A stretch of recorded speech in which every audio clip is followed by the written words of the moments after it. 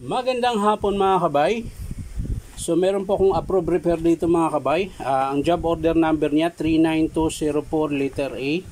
Ayan, dito 5032 yung model niya mga kabay. So ang papalitan lang mga kabay, brush holder.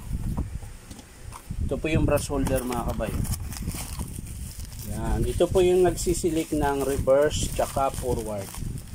At dito na rin nakakabit yung carbon brush. Ayan po, isang set na po siya. Tapos yung plug. Ayan. Yun po yung papalitan natin dito sa model na dito 5032. Ayan.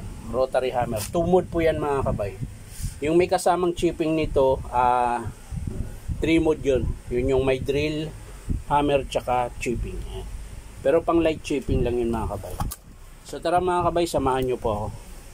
So ayan mga kabay, bubuksan ko na po. Ayan.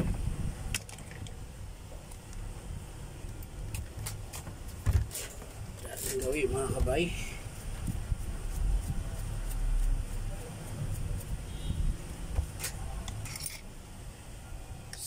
Sikwat. Tanggalin natin yung lock mga kabay. Ayan. Tapos yung screw ng ano yun? Ng brush holder mga kabay. Ayan.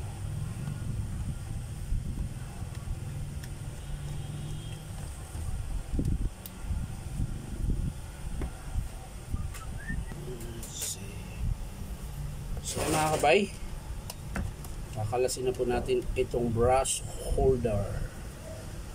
Ayan. So shout out pala dyan mga kabay sa aking mga kababayan sa Negros Oriental, Poblacion Bindoy, Negros Oriental. So sa mga kakilala ko dyan mga kabay, baka naman pwedeng pa-subscribe sa aking YouTube account na Inom Tabay. So maraming salamat daan mga kabay ha.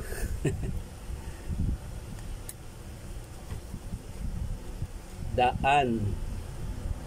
Daghang salamat bisan wala pa mga kabay.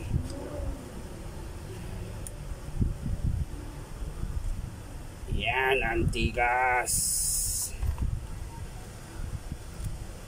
Nakaano pa kasi yung carbon mga kabay kaya matigas. Yo, di ba? So ganyan lang po yung pagkakabit mga kabay. Yan.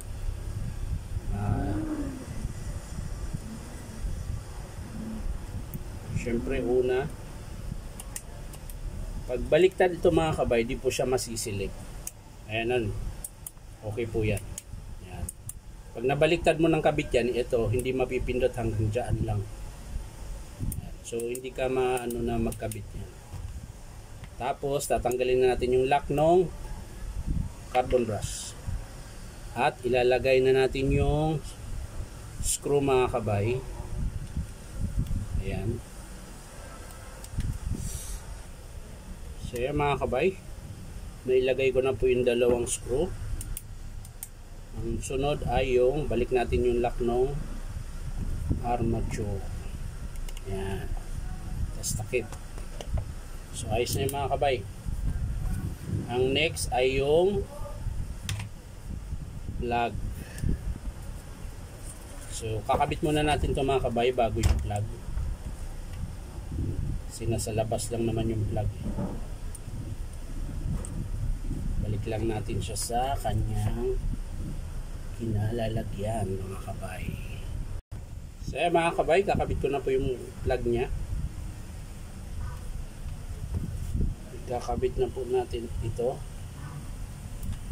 Ayan.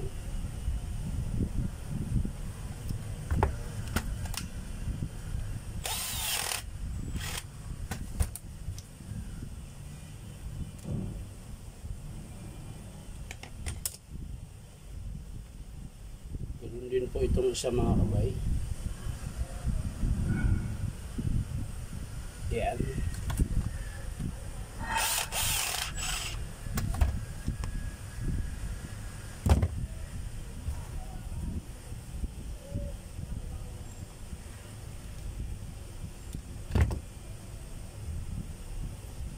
So yan na mga kabay. Lalagyan na natin yung takip. At syempre para ano, yun.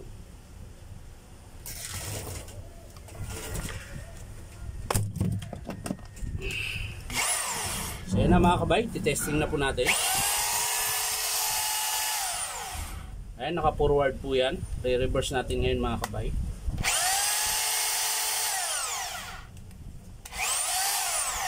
So yung pag-reverse ito mga kabay, laging dalawang daliri ang gagamitin para hindi siya maputol. Ayan eh. Minsan kasi ginaganyan lang. Ayan, tinan mo, ang tigas. O, hindi katulad pag dalawang daliri gagamitin, mas malambot siya pag nagsilik ka ng reverse. Ayan. O, di ba? Yan lang mga kabay. Maraming salamat sa panonood. At syempre, pa-like and share na rin po. At syempre, subscribe nyo po ito aking YouTube account na Inom Tabay. So maraming salamat mga kabay. Bye-bye.